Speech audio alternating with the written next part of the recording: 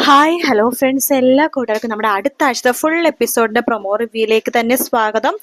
അങ്ങനെ ശ്രുതി ആകെ വിഷമിച്ചിരിക്കുകയാണ്. അശ്വിൻ സാറാമിനെ കുറിച്ച് ഒരു വിവരവും കിട്ടുന്നില്ലല്ലോ. എങ്ങനെയാ അശ്വിൻ സാർ എവിടെയാണ്, എങ്ങനെയാ, എന്താ അറിയാ, ഒരു വിവരവും കിട്ടുന്നില്ലല്ലോ. ശരി, ഒരു മാർഗവും തെളിയുന്നില്ലല്ലോ. ഞാൻ എന്താ ഒറ്റയ്ക്ക് ചെയ്യാ എന്നൊക്കെ ആലോചിച്ച് ശ്രുതി ആകെ വിഷമത്തിലിരിക്കാട്ടോ. മനോരമ അങ്ങനെ തന്നെയാണ്. എന്നാലും ശ്രുതി പറഞ്ഞതിൽ എന്തെങ്കിലും കാര്യം ഉണ്ടാവോ? ഒരിക്കലുമില്ല. അവള് പറയണത് വെറുതെ പച്ച നോണയാ, കല്ല് വെച്ച് നോണ. അല്ലാതെ സത്യമാണെന്നുണ്ടെങ്കിൽ തന്നെ അവൾക്ക് വല്ല ബോധം ഉണ്ടോ? അവൾക്ക് ഒരു ബോധവും ഇല്ല, ബുദ്ധിയും ഇല്ലാത്തൊരുത്തി. അവളങ്ങനെ പലതും പറയും, അതൊന്നും ഈ മനോരമ വിശ്വസിക്കില്ല. ഇനി എങ്ങാനും അവള് പറഞ്ഞ സത്യം ആയിരിക്കോ? അങ്ങനെയാണെങ്കിൽ അതൊന്നും അറിയണമല്ലോ എന്ന് മനോരമ വിചാരിക്കുകയാണ്. എനിക്ക് വരുന്നുണ്ട്. എന്താ ആന്റി, ഭയങ്കര ആലോചനയാണല്ലോ? അതെ എനിക്ക് ബേബി, ആന്റി പറ. അതെ, എന്നോട് ശ്രുതി ഒരു കാര്യം പറഞ്ഞു. നീ ഇവിടെ ആർക്കും പറയരുത് കേട്ടോ. ഇല്ല ആന്റി, ആന്റി എന്തെങ്കിലും കാര്യം എന്നോട് പറഞ്ഞിട്ട് ആർക്കും പറയരുതെന്ന് പറഞ്ഞാൽ ഞാൻ ആ കാര്യം ആരോടെങ്കിലും പറയാറുണ്ടോ? ശരി, എങ്കിൽ ഞാൻ പറയുന്ന ഒരു കാര്യം നീ ശ്രദ്ധിച്ചു കേൾക്കണം.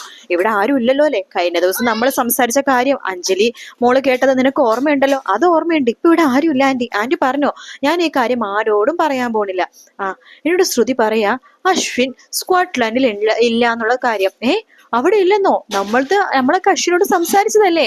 അശ്വിൻ ബ്രോ നമ്മൾ സംസാരിച്ചതല്ലേ? ഞാൻ അവിടെ നിന്ന് വരുമ്പോ ഒരു വലിയ കുപ്പി കൊണ്ടുവരണമെന്നൊക്കെ പറഞ്ഞത് ആന്റി ഓർക്കുന്നില്ലേ? അതെ, ഞാൻ പെർഫ്യൂം കൊണ്ടുവരണമെന്ന് പറഞ്ഞായിരുന്നു. പക്ഷെ അവൻ എല്ലാത്തിനും ഒന്ന് മാത്രമേ മൂളിയുള്ളൂ. പക്ഷെ അവള് പറഞ്ഞ അവൻ അവിടെ ഇല്ല എന്നാ പറഞ്ഞത്. കാരണം അവൻ അന്ന് പോയ ദിവസം അവിടേക്ക് ഒരു ഫ്ലൈറ്റ് പോലും പോയിട്ടുണ്ടായില്ല. ഫ്ലൈറ്റ് എല്ലാം ക്യാൻസൽ ആയിരുന്നു. 2 ദിവസമായിട്ട് ഫ്ലൈറ്റ് ഒന്നും പോയില്ലെന്നാണ് അവര് പറഞ്ഞത്. ഇതിൽ എന്തെങ്കിലും സത്യം ഉണ്ടാവോ എനിക്ക് ബേബി? ശ്രുതി പറഞ്ഞതല്ലേ, എന്തെങ്കിലും കാര്യം ഉണ്ടാവുമായിരിക്കും. നമുക്കൊരു കാര്യം ചെയ്യാം, കുഞ്ഞിന്റെ മൊബൈലിലേക്ക് ഒന്ന് വിളിച്ച് എനിക്ക് ബേബി എന്ന് പറയാണ്. അതിനെന്താ, ഞാൻ വിളിക്കാലോ എന്ന് പറഞ്ഞിട്ടാ എനിക്ക് അപ്പൊ തന്നെ അശ്വിന്റെ ഫോണിലേക്ക് വിളിക്കാട്ടോ. ആ ഫോണിൽ വിളിക്കുമ്പോഴേക്കും നിങ്ങൾ വിളിക്കുന്ന നമ്പർ പരിധിക്ക് പുറത്താണ് എന്നാണ് പറയുന്നത്. അത് കേൾക്കുന്നത് മനോരമ പറയണ്ടേ, പരിധിക്ക് പുറത്താണെന്നോ? എടാ, പുറത്തു പോയാണെങ്കിൽ എങ്ങനെയാണ് ഇവിടെ മലയാളത്തിൽ സംസാരിക്കുന്നത്? അപ്പോ കുഞ്ഞൻ ഇവിടെ എവിടെയൊക്കെയോ തന്നെയുണ്ട്.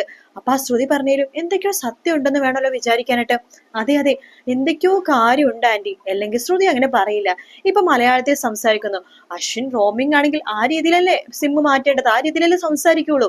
മാത്രമല്ല വിളിച്ചാൽ അങ്ങനെ കിട്ടത്തൊന്നുമില്ല ആന്റി. ഇത് മലയാളത്തിൽ പറഞ്ഞെങ്കിൽ, പരിധിക്ക് പുറത്താന്ന് പറഞ്ഞെങ്കിൽ നമ്മുടെ ഈ ചുറ്റുവട്ടത്ത് എവിടെയൊക്കെ തന്നെ അശ്വിൻ ബ്രോ ഉണ്ടെന്ന് വേണം വിചാരിക്കാനായിട്ട്. ശരി, ഞാനൊന്ന് ആലോചിക്കട്ടെ എന്നൊക്കെ മനോരമ വിചാരിക്കുകയാണ്. അതേസമയം ശ്രുതി ആകെ വിഷമിച്ച് റൂമിലിരുന്ന് ഇങ്ങനെ കരഞ്ഞോണ്ടിരിക്കാട്ടോ. ശ്യാമും മറുഭാഗത്ത് ഓരോന്നൊക്കെ വിചാരിച്ചോണ്ടിരിക്കുകയാണ്. ഈ ശ്രുതിയുടെ പെരുമാറ്റത്തിൽ എന്തൊക്കെയോ മാറ്റമുണ്ട്. അവൾ എന്തൊക്കെയോ മനസ്സിലാക്കിയ പോലെ, സത്യങ്ങൾ അറിഞ്ഞ പോലെയൊക്കെയാണ് അവളുടെ പെരുമാറ്റം. ശരിക്കും പറഞ്ഞാൽ അവൾക്ക് എന്തൊക്കെയോ സംശയം എന്നിലുണ്ടോ? ഇനി ഞാൻ ആ ഡോക്യുമെന്റ് എടുത്തു വെച്ച പോലെ അവളെങ്ങനെ ഡോക്യുമെന്റ് എടുത്ത് വായിച്ചു നോക്കിയോ? അവൾ ആ ഡോക്യുമെന്റ് അവളുടെ കയ്യിൽ എങ്ങനെ കിട്ടിയോ? എങ്കിൽ സൂക്ഷിച്ചേ പറ്റൂ. ആ ഡോക്യുമെന്റ് ശ്യാം ഒളിപ്പിച്ചേക്കണത് തലോണയുടെ ഉള്ളിലായിട്ടാണ് ഒളിപ്പിച്ചു വെച്ചേക്കണത്. ശ്യാം അത് അവിടെ തന്നെ ഉണ്ടോന്ന് ഉറപ്പുവരുത്തുവാണ്. അതെ, അത് അവിടെ തന്നെയുണ്ട്. ശ്യാമിന് ഭയങ്കര സമാധാനമാവണം.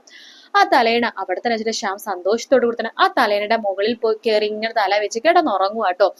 അങ്ങനെ ശ്രുതി റൂമിൽ ഉറക്കമില്ലാതെ അങ്ങോട്ടും ഇങ്ങോട്ടും നടക്കുന്ന സമയത്ത് റൂമിലേക്ക് മനോരമ വരുന്നുണ്ട്. എന്താ, നിനക്കൊരു സമാധാനമല്ലോ? നീ ആകെ ടെൻഷനിലാണല്ലോ? ഞാൻ പറഞ്ഞില്ല ആന്റി, ഞാൻ ആന്റി അടുത്ത് മാത്രമേ പറഞ്ഞുള്ളൂ.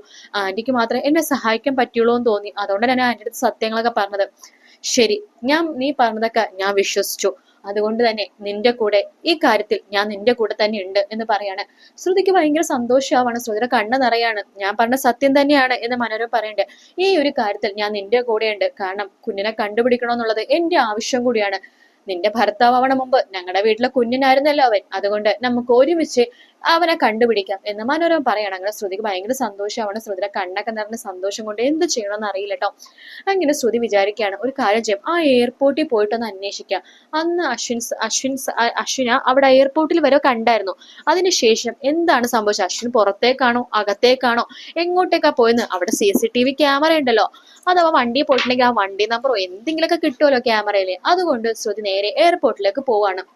അപ്പൊ അവരോട് ഈ കാര്യം പറയുന്നുണ്ട്. എനിക്ക് അന്ന് ഇങ്ങനെ വന്ന പാസഞ്ചറിന്റെ കൂട്ടത്തിൽ അശ്വിൻ സാരം എന്ന് പറഞ്ഞ ആള് വന്നിട്ടുണ്ട്. അതിന്റെ ഡീറ്റെയിൽസും കാര്യങ്ങളൊക്കെ വേണം, CCTVയിലെ കാര്യങ്ങളൊക്കെ വേണം. അവർ പറയും അതൊന്നും പെട്ടെന്ന് തരാൻ പറ്റുമൊന്നും ഇല്ല മാഡം, ക്ഷമിക്കണം എന്നൊക്കെ പറയാണ്. അതിങ്ങനെ പോലീസ് കാര്യങ്ങളൊക്കെ വന്നാൽ മാത്രമേ നമുക്ക് അങ്ങനത്തെ സാധനങ്ങളൊക്കെ കാണിക്കാൻ പറ്റുള്ളൂ എന്നൊക്കെ പറയുന്നുണ്ട്. സർ പ്ലീസ് സർ എന്നൊക്കെ ശ്രുതി പറയുന്നുണ്ട്. അങ്ങനെ കഷ്ടപ്പെട്ട് മനോരമയും ശ്രുതിയും കൂടി ആ CCTV ദൃശ്യങ്ങളും കാര്യങ്ങളൊക്കെ അവർ കാണിച്ചു കൊടുക്കണം കേട്ടോ. അത് കാണുമ്പോ ശരിക്കും മനോരമയും ശ്രുതി ഞെട്ടിപ്പോവുകയാണ്. അശ്വിൻ അന്ന് ശരിക്കും ഫ്ലൈറ്റിൽ വീട്ടിൽ കയറാൻ വേണ്ടി ആ ഡോറിന്റെ അവിടെ എത്തുന്ന സമയത്താണ് ഈ ഗുണ്ടകൾ എല്ലാരും കൂടി വന്നിട്ട് അശ്വിന്റെ ചുറ്റും കൂടിയതും അശ്വിനെ തോക്ക് കാണിച്ച് പേടിപ്പിച്ച് അവിടെ നിന്ന് കൊണ്ടുപോയതും. അപ്പൊ ആ ഭാഗങ്ങൾ മാത്രമേ ആ ഒരു CCTV-യിലുള്ള. അത് കാണുമ്പോൾ തന്നെ ശ്രുതി പൊട്ടിക്കരയാണ്. പെട്ടെന്ന് തന്നെ മനോരമ കെട്ടിപ്പിടിക്കുന്നുണ്ട്. മനോരമ പറഞ്ഞു, ഈശ്വര ഇവരെവിടേക്കാ ഞങ്ങളുടെ കുഞ്ഞിനെ കൊണ്ടുപോയത്? ഈ തീവ്രവാദ സംഘം വലുതും ആണോ എന്നൊക്കെ പറഞ്ഞിട്ട് ഓരോന്നിങ്ങനെ പറഞ്ഞുകൊണ്ടിരിക്കുകയാണ്. അങ്ങനെ മനോരമ ഇങ്ങനെ അതുപോലെ തന്നെ ശ്രുതി ആകെ വിഷമിച്ച് കരഞ്ഞുകൊണ്ടിരിക്കുകയാണ്. പിന്നെ ഇതിൽ വലിയൊരു ട്വിസ്റ്റ് ഉണ്ട്. വേറൊന്നുമല്ല, ശ്രുതിയുടെ കൂടെ സച്ചിയും കൂടി ചേരുന്നുണ്ട് കേട്ടോ ചെമ്പന്നീർ പൂവില്. അങ്ങനെ സച്ചിയും ശ്രുതിയും കൂടിയിട്ടാണ് അശ്വിൻ ഉള്ള ആ ഒരു സ്ഥാപനത്തിലേക്ക് എത്തുന്നത്. അശ്വിൻ കിടക്കുന്ന റൂമിൽ തന്നെ ശ്രുതി കറക്റ്റ് ആയിട്ട് എത്തുന്നുണ്ട്. അപ്പൊ അവിടെ ചെറിയ ജനല് പോലെ ഉണ്ട് കേട്ടോ. ആ ജനലിൽ കൂടി ശ്രുതിക്ക് മനസ്സിലാവാണ് അശ്വിൻ അവിടെ ഉണ്ടെന്ന്. കാരണം അവിടെ എത്തുമ്പോഴേക്കും ശ്രുതിയുടെ നെഞ്ചടിപ്പ് വല്ലാതെ അങ്ങോട്ട് കൂടുവാണ്. അശ്വിനും ശ്രുതിയുടെ സാന്നിധ്യം എവിടെയൊക്കെയോ മനസ്സിലാവുന്നുണ്ട് കേട്ടോ. അങ്ങനെ ശ്രുതി വേഗം ആ ജനലിന്റെ ആ ഒരു പാളിയിലൂടെ പതുക്കെ ഇങ്ങനെ നോക്കുമ്പോഴേക്കും അവിടെ അശ്വിനും കറക്റ്റ് ആയിട്ട് ശ്രുതിനെ നോക്കുവാണ്. രണ്ടുപേരുടെ കണ്ണുകൾ പരസ്പരം കണ്ണോട് കണ്ണ് നോക്കിക്കൊണ്ടിരിക്കുകയാണ്. ശ്രുതി കരഞ്ഞുകൊണ്ടിരിക്കുകയാണ്. ശ്രുതിയുടെ കൈവിരലുകളിൽ അശ്വിൻ ഇങ്ങനെ പിടിക്കുന്നുണ്ട് കേട്ടോ. അങ്ങനെ രണ്ടുപേരും വല്ലാത്ത വിഷമത്തിൽ ഇങ്ങനെ കഴിയേണ്ട സമയത്ത് ശ്രുതിന്റെ സച്ചിന്റെ അടുത്തേക്ക് കുറെ ഗുണ്ടകളൊക്കെ വരുന്നുണ്ട്. സച്ചി ആണെങ്കിൽ ആ ഗുണ്ടകളൊക്കെ അടിച്ച് ഇങ്ങനെ നിലംപതിശാക്കാൻ വേണ്ടി നോക്കുവാണ്. പക്ഷെ അശ്വിന് ഒട്ടും വയ്യ കേട്ടോ. കാരണം വേറൊന്നല്ല, അശ്വിനി മരുന്നും കാര്യങ്ങളൊക്കെ കറക്റ്റ് ആയിട്ട് കഴിക്കാത്തതുകൊണ്ട് അശ്വിനെ ശരിക്കും ഭയങ്കര ക്ഷീണമാണ്. ശരിക്കും ഹിന്ദിയിലൊക്കെ അശ്വിനെ നടക്കാൻ പോലും പറ്റാത്ത ഒരു അവസ്ഥയാണ്. പക്ഷെ ഇതിൽ അശ്വിൻ ഇങ്ങനെ കുഴപ്പമൊന്നുമില്ലല്ലോ. ഹിന്ദിയിൽ അശ്വിന്റെ ഷർട്ട് പോലും അവര് കൊടുക്കില്ല. ആ ഒരു മുഷിഞ്ഞ ആ ഒരു ബനിയൻ ഇട്ടിട്ടാണ് അശ്വിന്റെ ആ ബനിയത്തിൽ നിറച്ചും ചോരയും കറകളും മാത്രമേ ഉണ്ടാവുള്ളൂ. ആ ബനിയൻ ഇട്ടിട്ടാണ് അശ്വിൻ പിന്നീടുള്ള എപ്പിസോഡ്സിൽ എല്ലാം ഉള്ളത്. ഇതിൽ അശ്വിൻ 8 ഷർട്ട് ഇടുന്നുണ്ട്. അപ്പൊ അതുകൊണ്ട് അത്ര ഒരു ഡാമേജും കാര്യങ്ങളും നമ്മുടെ മലയാളത്തിൽ അശ്വിനെ പറ്റുന്നില്ല കേട്ടോ. ഹിന്ദിയിൽ അങ്ങനെയല്ല, ശരിക്കും അശ്വിനെ നല്ല രീതിയിൽ അവർ ഉപദ്രവിക്കുന്നുണ്ട്. മുഖത്തിട്ടൊക്കെ ചവിട്ടും അടിക്കും, ഒരുപാട് പൊട്ടലും ബ്ലഡ് വരലും അങ്ങനെയൊക്കെ ഉണ്ടാവുന്നുണ്ട്. എന്തായാലും ആ ഒരു ഭാഗം ആണ് ഇതിൽ കട്ട് ചെയ്തിരിക്കുന്നത്. എന്തായാലും സച്ചിയും ശ്രുതിയും കൂടി അടുത്ത ആഴ്ച തന്നെ അശ്വിനെ കണ്ടുപിടിക്കുന്നുണ്ട് കേട്ടോ. അപ്പൊ നമ്മുടെ മലയാളത്തിൽ അടുത്ത ആഴ്ച ഈ സീൻ തീരാനാണ് ചാൻസ് എന്ന് തോന്നുന്നു. പിന്നെ ശ്രുതി അശ്വിന്റെ അടുത്ത് കസേരയുടെ അടുത്ത് ഇങ്ങനെ നിൽക്കുന്ന ഒരു സീൻ കാണിച്ചില്ലേ, അത് സ്വപ്നമാണ് കേട്ടോ. അശ്വിൻ കാണുന്ന സ്വപ്നമാണ്. ശ്രുതി ശരിക്കും കസേരയുടെ അടുത്ത് അങ്ങനെ നിൽക്കുന്ന ഭാഗം അത് അശ്വിൻ ഇങ്ങനെ പ്രതീക്ഷിക്കണം. ശ്രുതി അവിടെ വന്ന് നിൽക്കുന്നത് പോലെ അശ്വിന് തോന്നുവാണ്. ശരിക്കും അങ്ങനത്തെ ഒരു ഭാഗമില്ല, അത് സ്വപ്നം മാത്രമാണ്. അപ്പൊ ഒരുപാട് പേര് ഇങ്ങനെ ചോദിച്ചിരുന്നു ആ ഒരു ഭാഗം എപ്പോഴാണെന്ന്. അത് ശരിക്കും പറഞ്ഞാൽ സ്വപ്നം ആയതുകൊണ്ട് അത് അടുത്ത ആഴ്ച തിങ്കളാഴ്ച ചൊവ്വാഴ്ച തന്നെയാണ് ആ ഒരു ഭാഗം ഉണ്ടാവുന്നത്. എന്തായാലും ആ മരുന്ന് വഴി കണ്ടുപിടിക്കണതും ആ ഭാഗങ്ങളും തന്നെ ഇതിലെല്ലാം തോന്നുന്നു. ഉണ്ടെന്നുണ്ടെങ്കിൽ ശ്രുതിയും മനോരമയും കൂടി ആ പാക്കേജ് ഒക്കെ നോക്കണതൊക്കെ കാണിക്കേണ്ടതായിരുന്നു. അതൊന്നും കാണിച്ചില്ലല്ലോ. അപ്പൊ മരുന്ന് വഴി കണ്ടുപിടിക്കുന്ന സംഭവങ്ങളൊന്നും ഇതിലില്ല. അത് മാത്രമല്ല, ശ്രുതിനെയും കൂടി അവിടെ ബന്ധിക്കുന്ന ഭാഗങ്ങളില്ല, എന്നിട്ട് ശ്രുതിനെയും അശ്വിനും ഒരു റൂമിലേക്ക് ഇടുന്നത്, അത് അത്രക്കും കൂടി ഇല്ലെന്ന് തോന്നുന്നു കേട്ടോ. ഒരുപാട് വ്യത്യാസങ്ങൾ വരുത്തിയിട്ടുണ്ട്. അതുകൊണ്ട് ആ ഹിന്ദിയിലെ ഭാഗങ്ങൾ പറയുമ്പോൾ ചിലപ്പോൾ തെറ്റാൻ ചാൻസ് ഉണ്ട്. എന്നാലും ഞാൻ ഹിന്ദിയിലെ റീമേക്ക് ഭാഗം നാളത്തെ എപ്പിസോഡ് റിവ്യൂ ആയിട്ട് ഇടുന്നതായിരിക്കും.